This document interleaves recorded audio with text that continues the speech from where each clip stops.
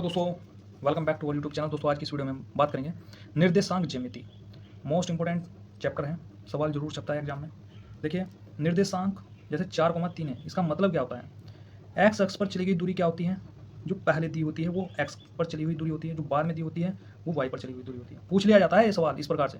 अगर आपको लग रहा हो कि आसान है तो भाई अगर नहीं पता होता तो आसान चीज़ भी हार्ड लगने लगती है। ठीक है, वाई का मान क्या हो जाएगा 3।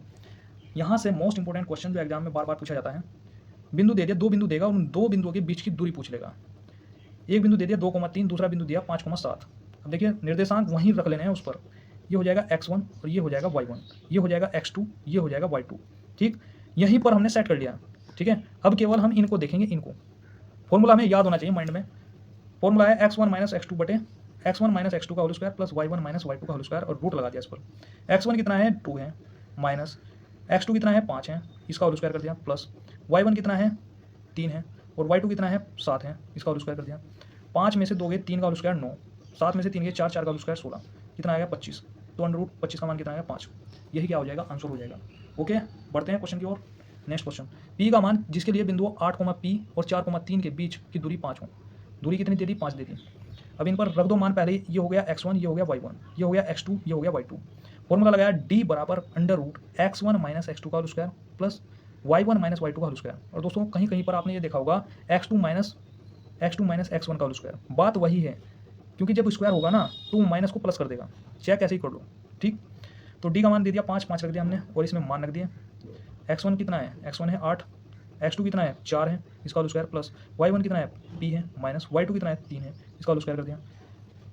इसके बाद दोस्तों ये हो जाएगा यहाँ पर 8 माइनस 4, 4 का स्क्वायर करेंगे 16 आएगा, प्लस p माइनस 3, और ये इसका होल स्क्वायर है। दोनों और क्या कर रहे हैं, हम वर्क कर रहे हैं। वर्क जैसे करेंगे दोस्तों तो क्या होगा, वर्ग करते ही ये स्क्वायर से कैंसिल हो जाएगा, यहाँ पर 25 होगा, ये 16 प्लस p माइनस 3, ये 16 इधर चला जाएगा, 9 हो जाएगा, बराबर कितना आएगा p माइनस 3, ये माइनस 3 इधर जाएगा, p बराबर क्या आ जाएगा 6 आ जाएगा। ठीक है, नेक्स्ट क्वेश्चन, क्वेश्चन नंबर 3 और मोस्ट इंपॉर्टेंट है। समीकरण दे दी, 2 समीकरण दे दी हमें, और पूछ लिया कितने हल होंगे। पहली समीकरण इस वाली समीकरण से तुलना करनी है, पहली वाली को a1x plus b1y plus c1 बराबर 0, इससे तुलना करेंगे पहली समीकरण की। दूसरी समीकरण की करेंगे इससे तुलना, a2x प्लस b1, ये b2 होगा, b2y प्लस c2 बराबर 0। अब देखिए तुलना मैंने बताया था असमान पदों की होती है, समान पदों की कभी भी तुलना नहीं होती है। x से x कैंसिल, a1 का मान आ गया 2। ठीक, y से y कैंसिल, b1 का मान आ गया 3, c1 का मान आ गया यहाँ से 7। ऐसे ही a2 का निकाल लेंगे। ठीक, जैसे हमने a1 और a2 के मान निकाले तो दोस्तों कंडीशन होती है यहाँ पर 3। भाई ये a1, a2, b1, b2, c1, c2 इनके मान आ गए यहाँ पर। पहला केस इसमें a1 बटे a2 बराबर अगर नहीं है b1 बटे b2 के, तो केवल एक हल होगा, केवल एक हल होगा। दूसरी कंडीशन a1 बटे a2 बराबर अगर हो गया b1 बटे b2 के, लेकिन अगर c1 बटे c2 बराबर नहीं है तो कोई हल नहीं होगा। तीसरी कंडीशन a1 बटे a2 बराबर b1 बटे b2 बराबर c1 बटे c2, तो इस कंडीशन में अनेक हल होंगे अगर ये तीनों बराबर होंगे। अगर पहला और दूसरा केस ही बराबर नहीं है तो केवल एक हल होगा, तीसरों को ज्ञात करने की जरूरत ही नहीं है। ठीक, मानने की बात a1 बटे a2 b1 बटे b2 अगर बराबर नहीं है तो तीसरे को चेक करने की जरूरत क्या है, ये पहला ही बराबर नहीं है तो केवल एक हल होगा। लेकिन अगर a1 बटे a2 बराबर हो गया b1 बटे b2 के, तो तीसरा हमें ज्ञात करके देखना पड़ेगा कि अगर ये बराबर नहीं हुआ तो कोई हल नहीं होगा। ठीक है, आ जाओ क्वेश्चन की ओर। क्वेश्चन में आते हैं। तो हमने देखा 2/4 करा अगर हमने, तो 2/4 करा ना, 2 से काटा हमने 1/2 आ गया, 3/6 किया हमने 1/2 आ गया, 7/14 किया 1/2 आ गया, यानी 1/2 1/2 1/2, यानी क्या है, तीनों मान बराबर आए, तो हम कह सकते हैं अनेक हल होंगे। नेक्स्ट क्वेश्चन नंबर 3, रेखा दे दी हमें, दूसरी रेखा दे दी, कितने हल होंगे पूछ लिया। भाई इस समीकरण से तुलना करी, a1 का मान आ गया 5, b1 का मान आ गया -1, c1 का मान आ गया, ये इधर लेकर जाएंगे माइनस के आ जाएगा, माइनस के 7। फिर इसके बाद ऐसे ही a2 का मान क्या आ जाएगा, यहाँ से a2 का मान आ जाएगा 1, b2 का मान आ जाएगा -1, c2 का मान आ जाएगा 1। इसके बाद दोस्तों हमने देखा कि अगर a1 बटे a2 करते हैं और b1 बटे b2 करते हैं, तो हमने देखा कि a1 का मान कितना है 5 और a2 का मान कितना है 1, कितना आया 5 आएगा। b1 का मान कितना है -1 और b2 का मान कितना है -1, कितना आया 1 आया। तो ये बराबर हो रहे हैं क्या, बताओ। जब ये पहले ही केस बराबर नहीं है तो तीसरे को ज्ञात करने की जरूरत क्या है मेरे भाई। तो इसलिए हम कह सकते हैं केवल एक हल होगा। जैसे मैंने यहाँ पर बताया ये पहली केस बराबर नहीं है तो केवल एक हल होगा। ऐसा नहीं है कि पहले केस बराबर नहीं है और आप तीसरे को भी ज्ञात करने का फायदा क्या हो, जब पहले में ही हमें बता दिया है कि केवल एक हल होगा अगर बराबर नहीं है। बात आ रही कि नहीं समझ में, बताइए। अब मोस्ट इंपॉर्टेंट सवाल है, केंद्र के हमें जो है केंद्र ज्ञात करना है। त्रिभुज दे दिया है हमें और इसके निर्देशांक दे दिए हैं। देखिए कैसे मान इस पर रखने हैं, x1 y1 x2 y2 x3 y3 रख देंगे बताओ, रख देंगे क्या? अब फॉर्मूला देखिए, अगर जी के निर्देशांक ज्ञात करने हैं तो x1 x2 x3, ठीक है, ऐसे रख लो, या फिर देखिए x रखो x रखो x रखो, फिर 1 2 3 1 2 3 x रख दो, 3 बार x रख दो, x x x y y y 1 2 3 1 2 3 और नीचे में 3 ऐसे जी के निर्देशांक हो गए हैं। अब बस मान रखने हैं भाई, x1 कितना है 1 है, x2 कितना है 3 है, x3 कितना है 7 है और बटे में 3 है ये, कोमा y1 कितना है 2 है, y2 कितना है 5 है और y3 कितना है 9 है, बटे में 3 है। बस 7 और 3 10 और 11 11 बटे 3 5 9 और 5 14 15 16 16 बटे 3 आंसर आ गया। बताइए बात समझ में आई कि नहीं? नेक्स्ट क्वेश्चन दोस्तों, मध्य बिंदु के निर्देशांक ज्ञात करने हैं। कोई भी रेखा दे देगा, उसके मध्य बिंदु के निर्देशांक ज्ञात करने हैं। जैसे ये कोई रेखा है इस प्रकार से, एक बिंदु ये है और एक बिंदु ये है, इस बिंदु के जो रेखा है इस मध्य बिंदु के निर्देशांक ज्ञात करने हैं डी के। तो फॉर्मूला देखिए क्या है, फॉर्मूला है x1 + x2 बटे 2 y1 + y2 बटे 2, ठीक है। जैसे इस केस में ये हो गया x1 y1 x2 y2, तो x1 कितना है 5 है, 5 रखा हमने, x1 कितना है 5 रख लो या 3 रख लो, बात एक ही है, ठीक, किधर ही जोड़ लो। देखिए 3 और 5 बटे में 2, y1 y2 y1 y2 y1 y2 7 और 3 बटे में 2, ठीक, ये आ जाएगा 8, 2 चौक 8 आ जाएगा, मतलब 2 चौक हो जाएगा, 2 चौक 8, 4 बार कट जाएगा, 10 है 2 पंजे 10 5 आएगा, ठीक है, मध्य बिंदु के निर्देशांक आ गया है, ठीक है भाई। नेक्स्ट क्वेश्चन, प्रवणता, स्लोप कहते हैं इसको, प्रवणता या ढाल m बराबर tan थीटा, स्लोप भी कहते हैं इसको, ढाल भी कहते हैं, या m से भी प्रदर्शित करते हैं, tan थीटा के बराबर भी है। अब देखिए कितने मान हैं इसके, m बराबर m से डिनोट करते हैं इसको, राइज बटे रन होता है, ठीक, y2 - y1 बटे x2 - x1 ये फॉर्मूला होता है एक, ये डेल y बटे डेल x बराबर tan थीटा के बराबर होता है, माइनस और बराबर होता है -x बटे y के। अब सवाल देखिए दोस्तों, सवाल ये है, ठीक, ये हो जाएगा x का गुणांक, ये y का गुणांक हो जाएगा। एक बिंदु से जाने वाली रेखा का प्रवणता ज्ञात करनी है, प्रवणता, स्लोप ज्ञात करना है, तो m बराबर स्लोप यानी प्रवणता क्या हो जाएगा, फॉर्मूला x का गुणांक माइनस x का गुणांक बटे y का गुणांक, प्रवणता क्या हो जाएगा, माइनस तो लिख देना है, x का गुणांक है कितना, x का गुणांक यहाँ पता लगा, x का गुणांक x की जड़ में 2 लिखा, y का गुणांक कितना है, y की जड़ में है 3, तो ये आ जाएगा प्रवणता ये। अब दोस्तों ये सवाल NPCL रावत भाटा में एज इट इज़ पूछा गया, हो सकता है संख्या चेंज हो, लेकिन पैटर्न यही था, 31/12/2024 में पूछा गया। 2 बिंदु दिए हुए हैं, 2 बिंदु से जाने वाली रेखा की प्रवणता ज्ञात करनी है। स्लोप बराबर होता है y2 - y1 बटे x2 - x1, फॉर्मूला लगा देंगे, प्रवणता है y2 - y1 बटे x2 - x1, तो भाई x1 हो गया, y1 हो गया, y2 x2 y2 का मान कितना है 7 है, और y1 का मान कितना है 3 है, x2 का मान कितना है 5 है, और x1 का मान कितना है 2 है, रखते ही मान आ जाएगा 4/3। नेक्स्ट सवाल दोस्तों, क्वेश्चन नंबर 8, थीटा बराबर 90 डिग्री, m बराबर क्या होगा tan थीटा, तो tan 90 रखते ही आ जाएगा ये, ठीक है। इस प्रकार से कॉन्सेप्ट इसी पर सवाल है। ये रेखा दे दी, दूसरी रेखा दे दी, पहली रेखा की प्रवणता क्या होगी यहाँ से, -x का गुणांक बटे y का गुणांक, तो x का गुणांक 2 और y का गुणांक कितना 3, 2/3 आ गया।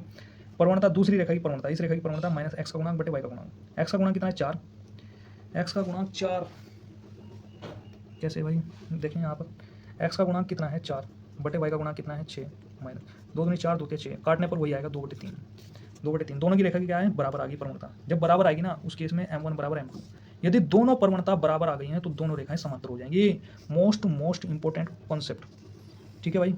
अगर दोनों रेखाएं बराबर होगी तो इनकी प्रवणताएं, दोनों रेखाएं समांतर हो जाएंगी। अगर प्रवणता बराबर आई ना तो रेखाएं क्या होगी, समांतर।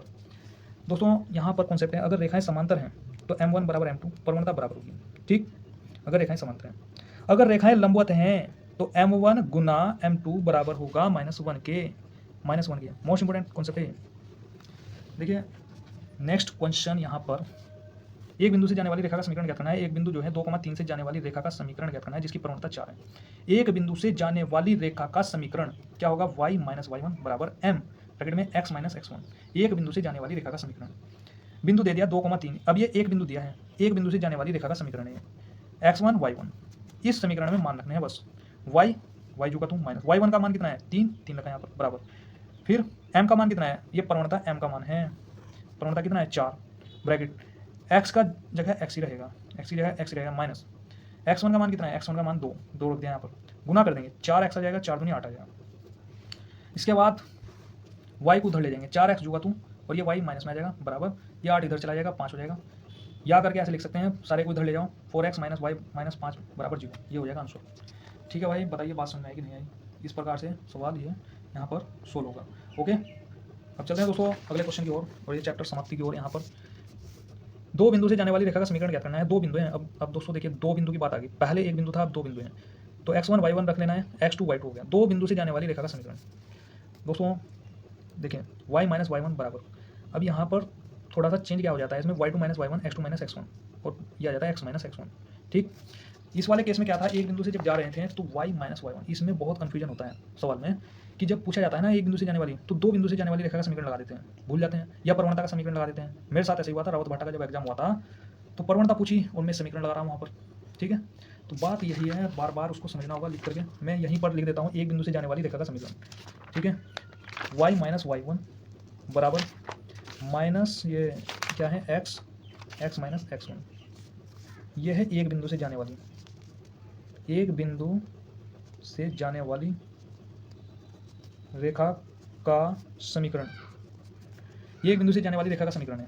ठीक, और यह है दो बिंदु से जाने वाली रेखा का समीकरण, y माइनस वाई वन, शुरुआत देखिए वहीं से हो रही है, y minus Y one, y minus Y one, बस ये चीज़ नई ऐड हो गई है, m की जगह क्या आ गया, y2 minus Y one, x2 minus x1, ये जो का तू है x माइनस x1। ठीक है, अब आ जाओ यहाँ पर मान रखने हैं, बस मान रख दो, y1 की जगह 3 है, 3 रख दिया, y2 की जगह 7 माइनस y1 की जगह 3, x2 की जगह 2 और x1 की जगह 2, x जो का तू माइनस x1 की जगह 2, बस कैलकुलेशन करनी है भाई। यहाँ तक आ जाएंगे, 7 माइनस 3 4, 5 में 2 गए 3, x माइनस 2, ये 3 उधर चला जाएगा गुना में, 3y माइनस 9 बराबर 4x, इसकी गुना कर देंगे इसमें गुना कर देंगे, आंसर आ जाएगा 4x माइनस 3y प्लस 1 बराबर 0।